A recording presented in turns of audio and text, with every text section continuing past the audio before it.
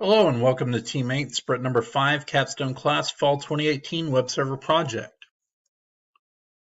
The team of Team 8 consists of Abigail, Addison, Bikram, Joel, Luha, Matthew, Seth, and Vladislav. Key achievements achieved during Sprint 5. Matthew Gear made a function that allows a registered user to now add items to the shopping cart. Made a function that allows registered users to now delete items from the shopping cart. Made a function that allows a registered user to now check out after entering payment information and confirming order information. And made a function that allows registered users to receive a receipt that includes order summary to their email account. Abigail Kern got the send user request working on the manager users page for admin users so they can send user update requests to the admin, such as user type needing to be changed, and got the view user request working on the manage user page for the super admin users so they can view pending user update requests and delete them once completed. Addison Castani created a snake game playable by users. Bikram Patel implemented a feature where a user can view other user profile. Implemented a feature where a user can download attached files from the discussion boards. Joel Erickson created functionality for admins to accept, deny, edit event requests, and added punishments for users who created bad requests so the admin can keep the website clean. Luha Yo created a button that allows registered users to view their attended events, created a button that allows registered users to view their discussion post, and created a button that allows registered users to view their discussion comments. Seth Howe created a button that allows super admins to send a custom email to all ACM members, set up functionality that allows users to reset their forgotten passwords, and created a tic-tac-toe game that allows users to play the game. Vladislav Volkov set up a website search for users, set up a website search for events, and set up a website search for discussions. Hello, my name is Matthew Gear, and this is my Sprint number 5. Child user story. As a registered user, I want to be able to choose an item and add it to the cart and select the quantity of that item so that I can control what I am adding to the cart. Acceptance criteria. If the user is not logged in, the buttons where the add to cart buttons are say login and take the user to the login page. The user must click the store tab. The user must enter the quantity greater than 0 or an error will occur. The user must click the add to cart button. So we're going to come over here to the site. We're already up on the store page, and as you can see over here on the right hand side in the add to cart column, there's actually a yellow button that says login. We're going to go ahead and click that and be redirected back to the login page. And we're going to go ahead and enter our login information. We're going to have to click back on the store tab to come back to the store, and now we have options to add to cart with quantities that we can change that won't go below 1, or below 1, so it won't go to 0.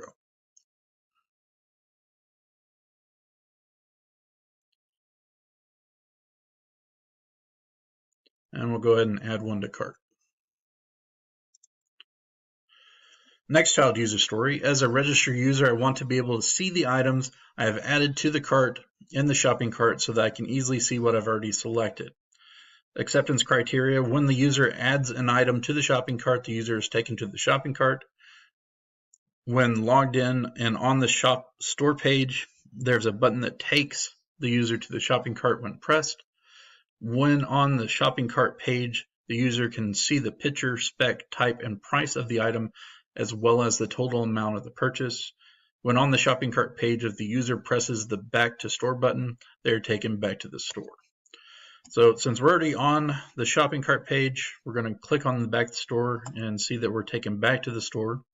We see this button up here that says go to shopping cart. We're going to go ahead and click it and see that we're taken back to the shopping cart. We're going to go ahead and go back to the store, and we're going to add another 4 shirts to the shopping cart and see that our total is displayed below.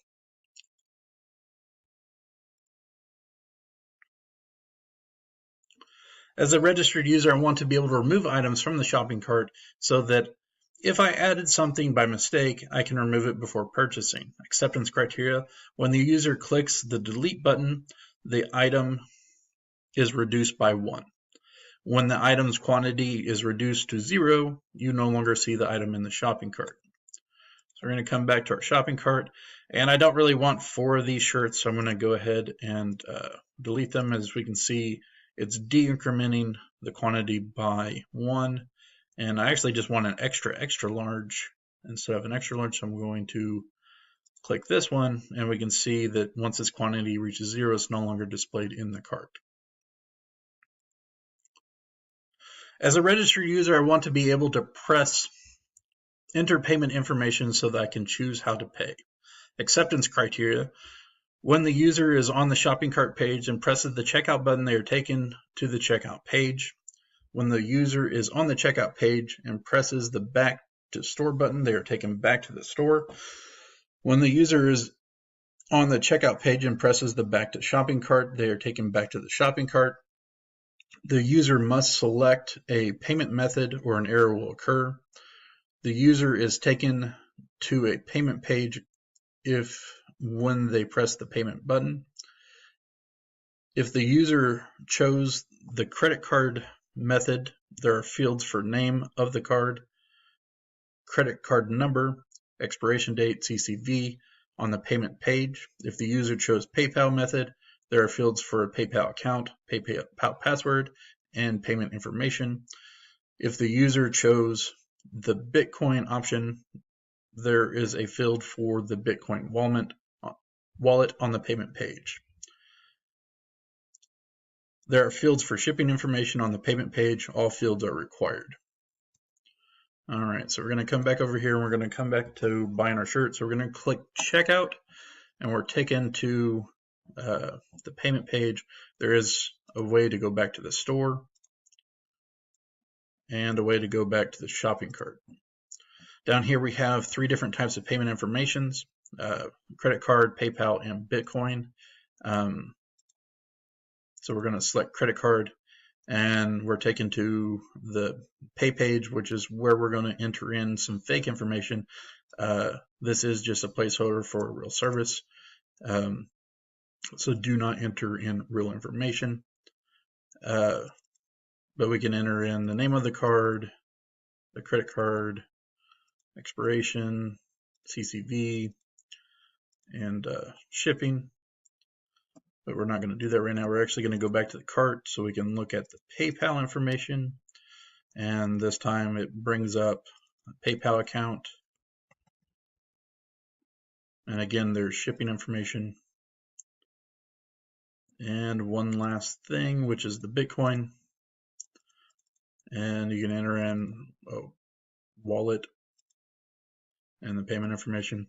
And we can go ahead and finish and pay.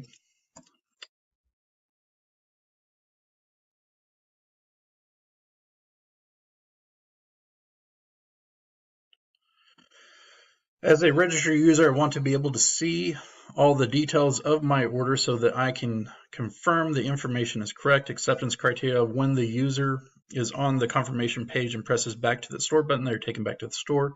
When the user is on the confirmation page and presses the back button to the shopping cart, they're taken back to the shopping cart.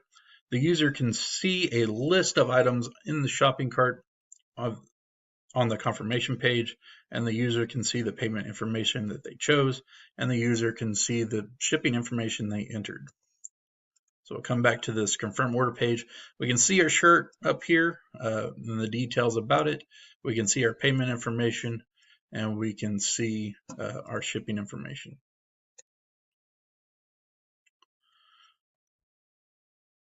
And if we click back to the store, we go back to store, and we're going to do it for another payment information type.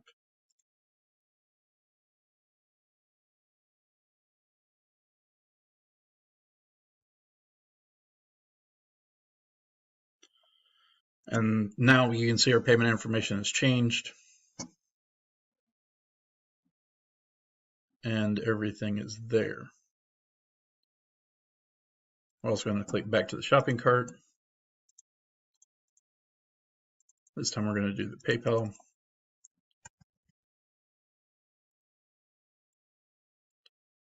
And you can see our payment information changed, and we still have our shipping information and our t-shirt there. As a registered user, I want to receive a receipt in my email so that I have a record of the transaction. Acceptance criteria: when the user clicks confirm button, they are taken to the order complete page. The user can see their first name in the thank you message and the email address the receipt it was sent to. The user receives an email in their email address that has a list of items purchased and the total and payment amount and payment method. The shopping cart is empty after the user presses the confirm button, and when the user is on the order complete page and presses the store button, the user is taken back to the store. All right, so we're going to go ahead and confirm the order, and we are told, thank you, Matthew, for your purchase. A receipt has been emailed to mgear@uco.com.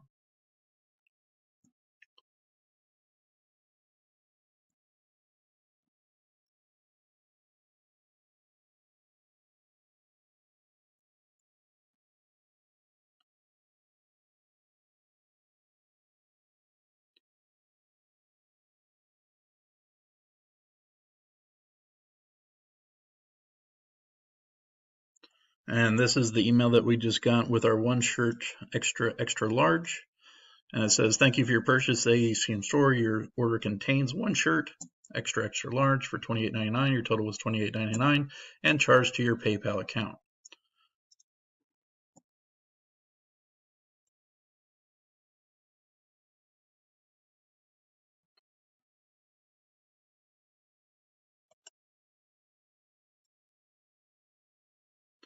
And we'll click back on the store button. We're taken back to the store. We can go to the shopping cart and we can see that the shopping cart is now empty.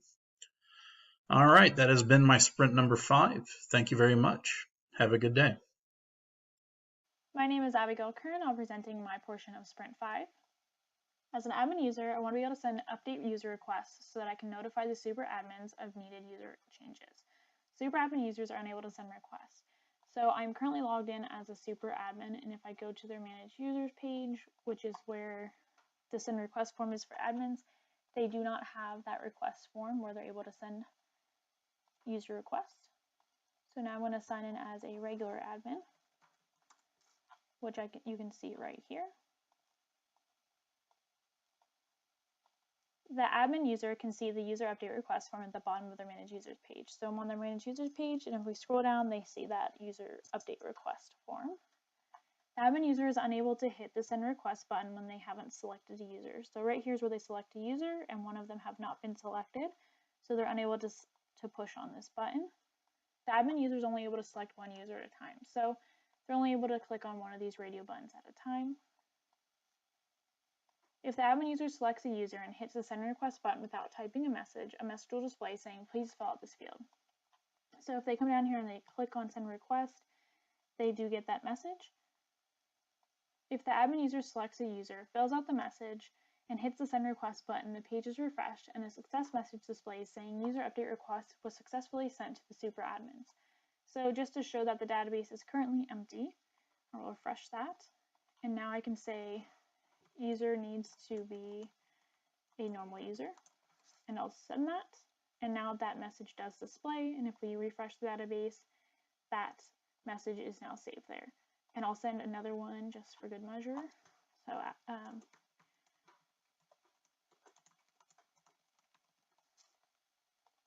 and again, refresh the database, and that message is there with the correct information. As a super admin user, I want to be able to view my user requests so I can easily see what users need to be updated.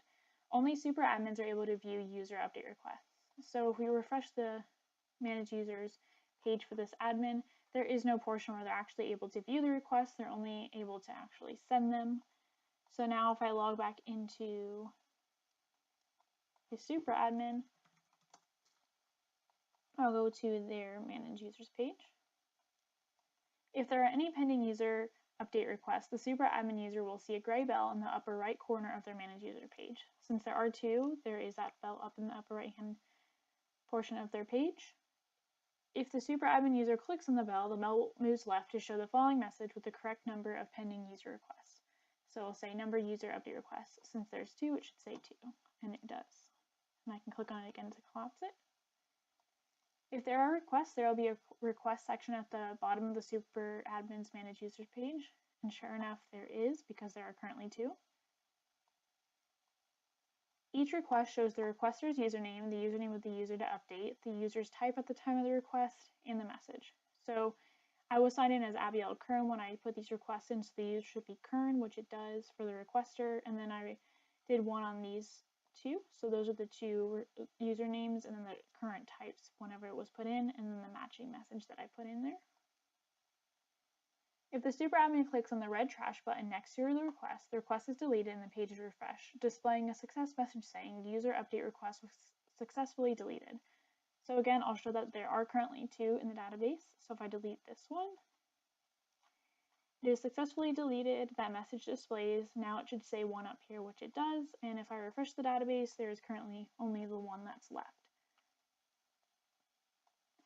If there are no pending user update requests, the bell should not appear on the super admin's manage user page. So I'll go ahead and delete this one. So now that there are no requests left, that bell is gone. If I refresh the database, again, there are no longer any pending requests. If there are no pending user update requests, there is no request table at the bottom of the manage user page. And again, there is no table just since there are no more requests. This is Addison Toscano with Sprint5. As a registered user, I want to be able to play Snake so that I can have fun and pass time on the site.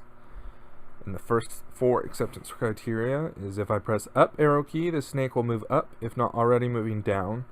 If I press down arrow key, the snake will move down if not already moving up. If I press right arrow key, the snake will move right if not already moving left.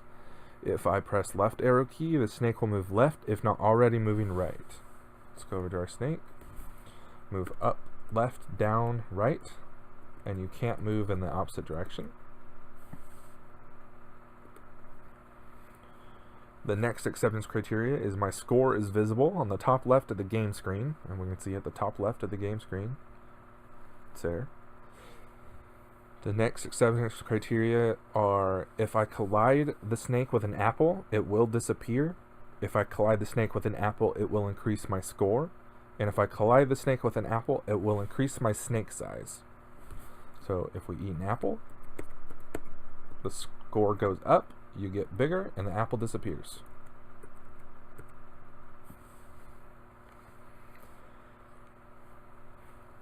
The last 3 acceptance criteria is if I collide with myself, the game will end. If I collide with the wall of the game area, the game will end. And if I refresh the page, it will restart the game. So let's restart this game. Refresh.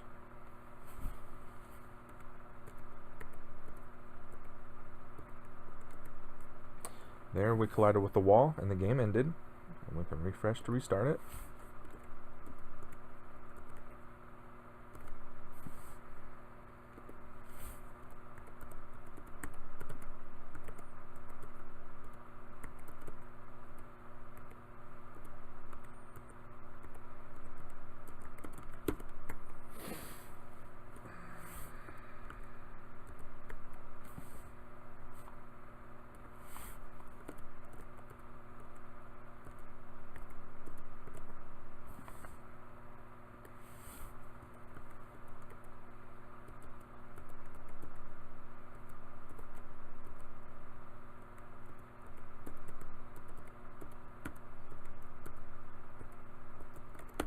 And there we collided with ourselves and the game ended. Hello, I'm Bikram Podal and this is my presentation for Sprint5 child story. As an understood user, I want to click on username so that I can view more information about the user. Acceptance criteria: clicking username will take user to view profile page. In view profile page, user will be able to see profile picture, first name, last name, username, and user type for public profile. In view profile page, user will only be able to see username and user type for private profile. In case of logged in user, clicking on one username will take user to my profile page. Okay, let's test those. So this is my home page, and if I go to discussion, for example, I'm gonna try clicking one of these users. So as you see, these are all the users. I'll try to click in Jason. So when I click in Jason, it's giving me username and user type. Okay, it's because Jason's profile is private. So let's go ahead and check it out here on ACM user, and if I can find Jason here. Okay, this is Jason and it's private. So as you see, the username is Jason and private value is 1. That means the profile is private. Let's see, for Jack it's private as well, and we're gonna try clicking user that's whose profile is not private, which is public. So it looks like Seth has a public profile. So we're gonna go try clicking Seth on the username. So here's Seth, clicking it. Okay, since Seth has a public profile, I am able to see his profile picture. In this case, he doesn't have any profile picture, so default profile picture, first name, last name, username, and user type.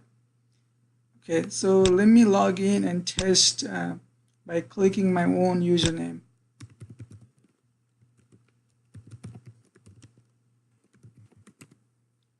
Okay, I'm logged in as a Bikram, and as you see, here's Bikram. If I click it, since I'm clicking on my own username, I will have to redirect to my profile page. So clicking here, here's my profile page where I can see information and update on my profile. Okay. Next, child user story. As an understood user, I want to click on download icon so that I can download file attached to the post. The download icon will appear along with the post if the post has any file attached to it. User can download file by simply clicking download icon presented on the post. Okay, let's go back. Let's go to discussion. So if I look at this post, here's a download icon because this file has attachment. And how do I check the attachment? I'm going to go to database and check that post and see if it has attachment. Okay, the post is this. As you see, attachment, it has the file path for the attachment. If I go to my server over here, I can see that file here. So that is why this post has this file attachment. For other posts, as you see, these posts, they don't have, this one doesn't have a download icon because it doesn't have any attachment. Similarly, this one has download icon because it has attachment, and all these other posts, they don't have any attachment, so they don't have any download icon. So since this post has attachment, I will be able to download that attachment by simply clicking that download icon. Let me try and let me go ahead and click it here. Okay, as you see, it's downloaded here, and I can open it up on my download folder. So this is my download folder, and if I open up, this is the same attachment that I saw on my server. So this way, user will be able to download attachment from the post if the post has any attachment associated with it. And this is the end of my presentation. Thank you so much. Hi, this is Joel Erickson with Sprint5. As a super admin user, I want to be able to edit a request so that I can make changes when needed. So for this request for John's birthday, I'm going to edit out Extreme Fun. I'm going to dial it back a bit. So when the admin presses the edit button next to request, the edit form is shown.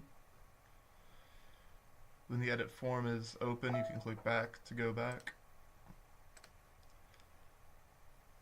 And if you try to submit an event with no title, it'll prompt you to fill it back out. So I'm just going to put that back. I'm going to dial that extreme back to extra.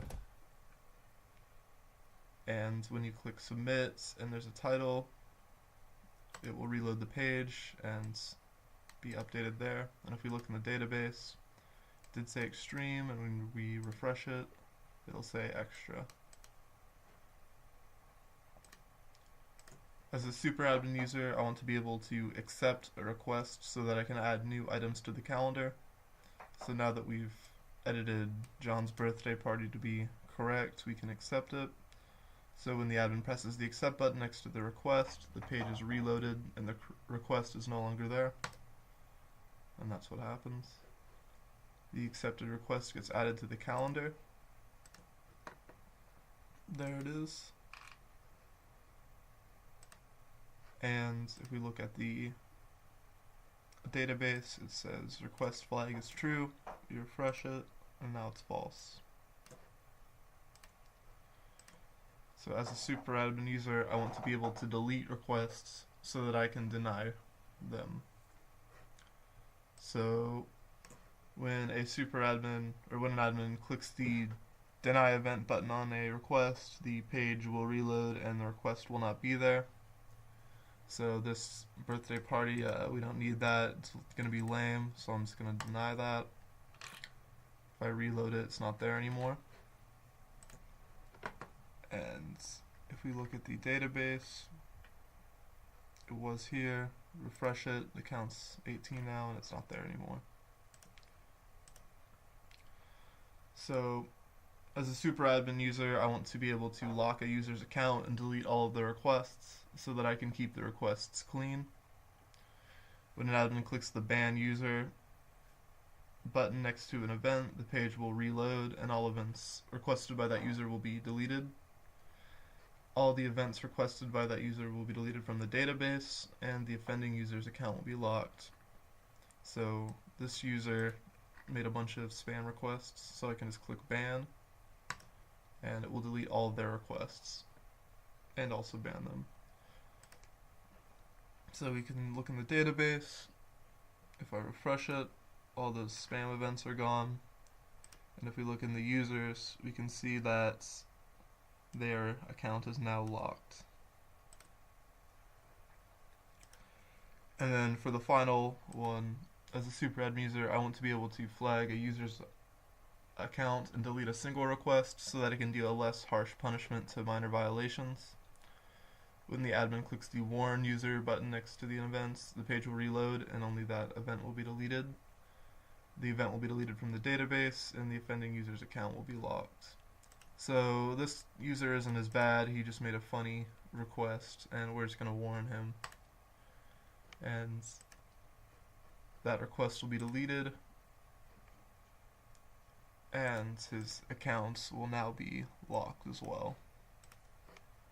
And that is my progress for this sprint. Thanks.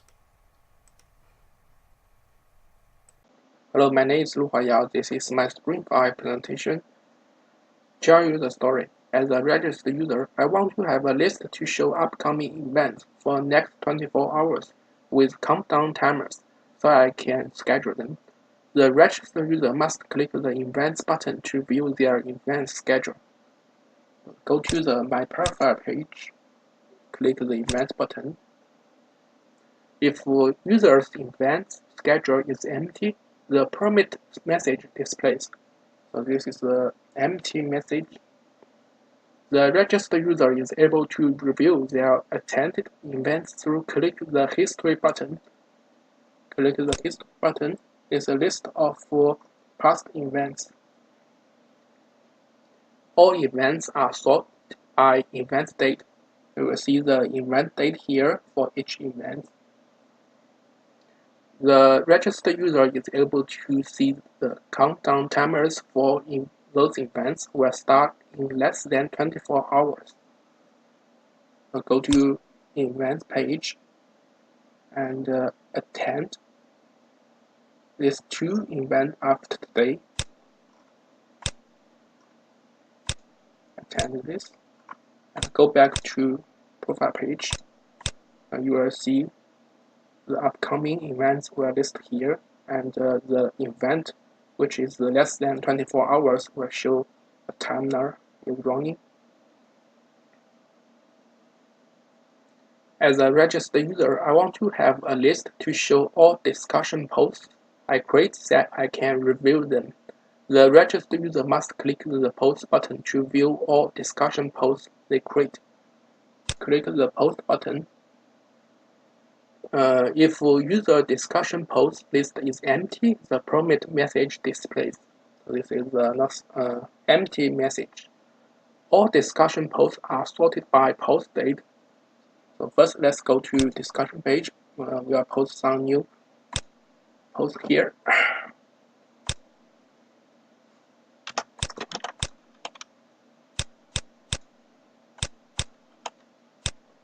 So I create a new post. Go back, check the post. You'll see the new post here. Let's create another one.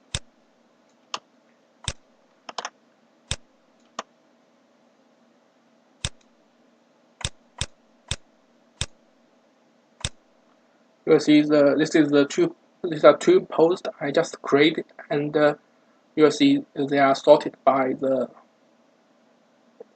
post date. The registered user is able to click any post to view discussion post detail. You can click any of them and to see the detail of this post.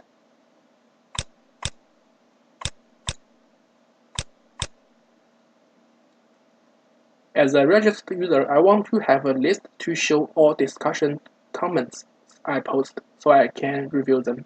The registered user must click the comments button to view all discussion comments they post. So this is a list of discussion posts posted by user. If user's discussion post list is empty, the prompt message displays. This is an empty message. The registered user is able to click any discussion comments to view discussion post which was related to that comment. So first, we'll post comment to any post.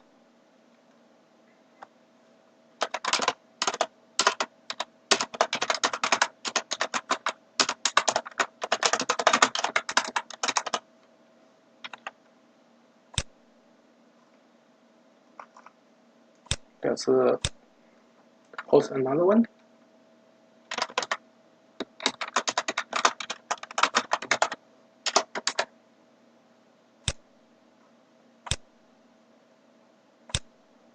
And user will see their comments here,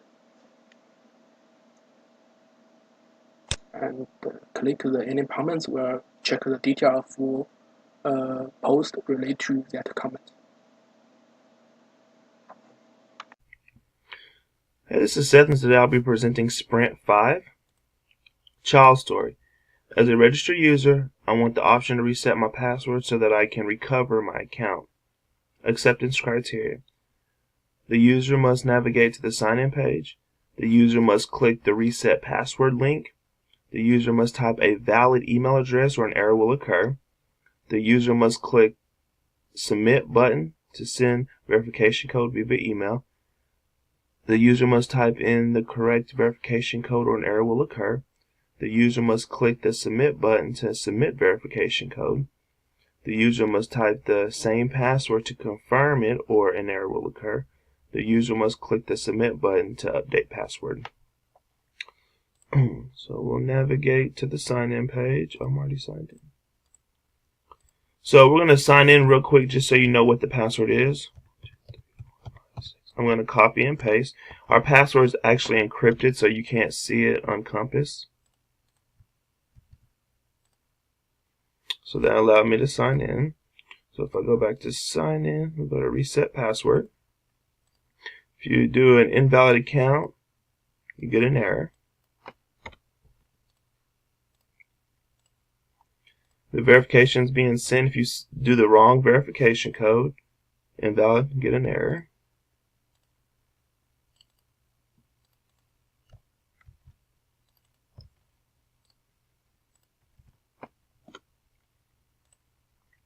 We're going to set it to 2.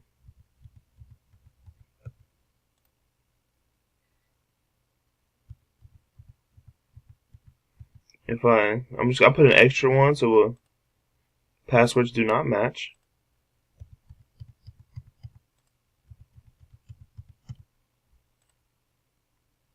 Password has been updated. So if you go to sign in,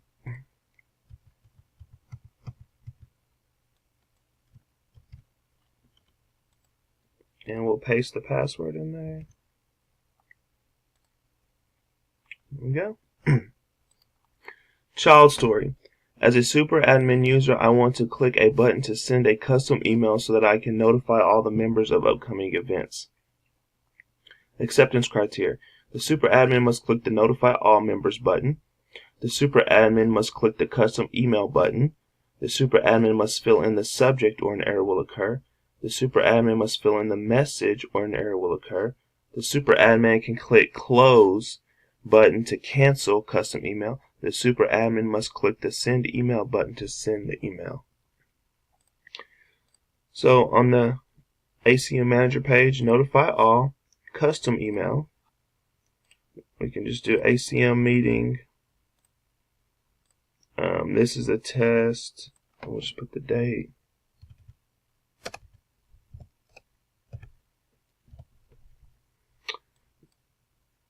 And we'll send email.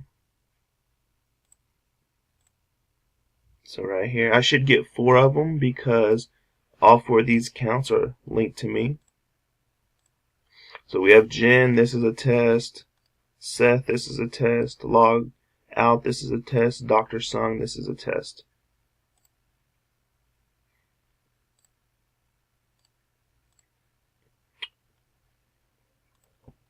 Child story. As a registered user, I want the option to click play tic-tac-toe so that I can play against my friend next to me. Acceptance criteria.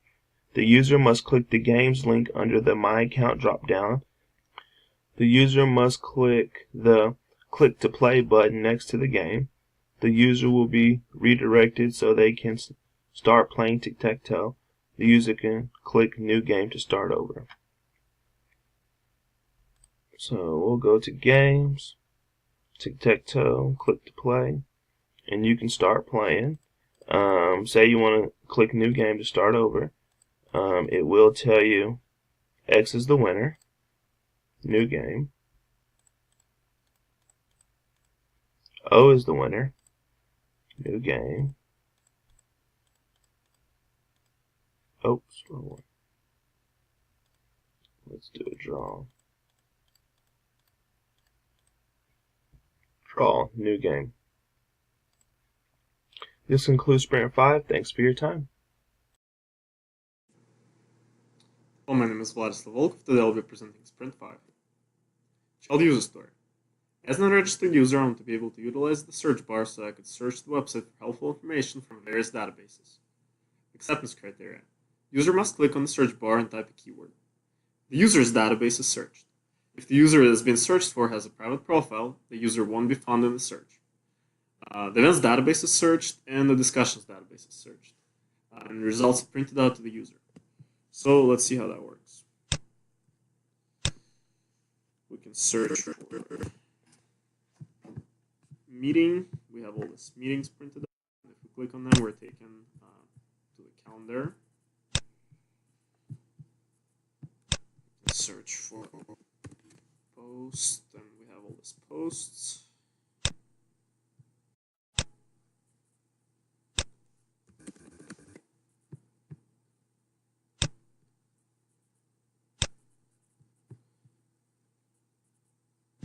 We can search for users, and so if we search for, here's the user.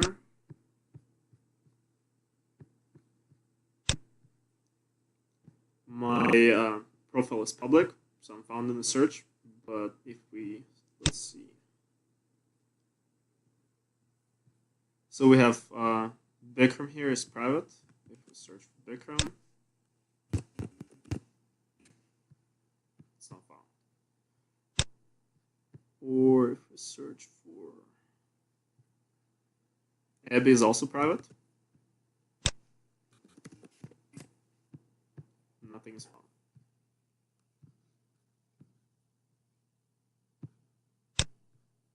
So this concludes Sprint 5. Thank you very much.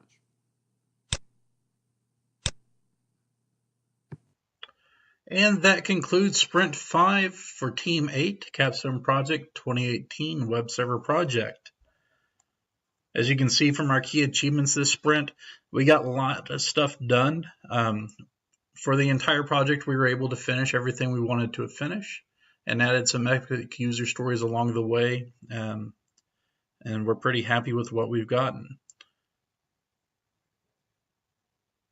So thank you very much for your time and watching everything that we've done.